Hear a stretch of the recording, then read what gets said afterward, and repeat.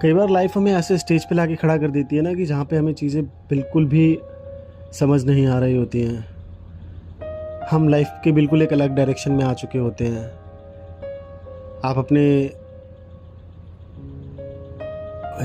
एक उम्र का सर्कल क्रॉस कर चुके होते हैं जहाँ पे चीज़ें आपके लिए बहुत इंपॉर्टेंट बन जाती हैं। आपका करियर, आपकी लव लाइफ, आपकी मैरिज और आपके पेरेंट्स का बूढ़ा होना, सब कुछ इतना ज़रूरी हो जाता है एकदम से कि शायद वो सारी चीज़ें एक प्रेशर की तरह फील होने लगती हैं और आपको सब कुछ हासिल करने के पीछे भागना पड़ता है और आप अपने आप को इतना हार्ड पुश करते हैं कि चीज़ें आपके कंट्रोल में आ जाएं, पर आप जितना उनको कंट्रोल करने की कोशिश करते हैं वो उतना ही हाथ से और छूटती जाती हैं और ऐसा लगता है कि शायद आप उनसे बहुत दूर जाते जा रहे हैं। लाइफ हमेशा से उसी तरीके से वर्क करती है और सबको वो फेज़ देखना पड़ता है अपनी लाइफ में। और वहाँ पे सबसे पहली जो चीज़ आती है वो आती है सेल्फ डाउट। आप अपनी वर्थ को भूल के चीज़ों के पीछे इस तरीके से ब्लाइंडली भागते हैं कि शायद आपको जो उस टाइम पे समझ आ रहा होता है। और मोस्टली प्रॉब्लम्स जो आती हैं इन दी मिडिल क्लास की लाइफ में, वो which is belongs to financial,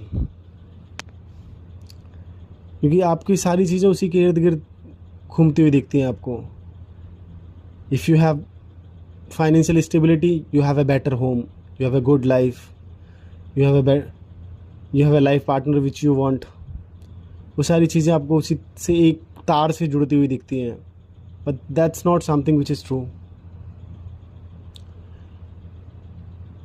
money convenience ज़रूर लेके आता है, पर उसके साथ साथ आपका जो पीस है वो कहीं खोने लगता है। अपनी ग्रोथ पाथ को बिना किसी कंपैरिजन के आगे बढ़ाना ही सबसे बेस्ट डिसीजन है। ग्रो करो, ग्रो करते रहना चाहिए और ग्रो होना बहुत ज़रूरी है।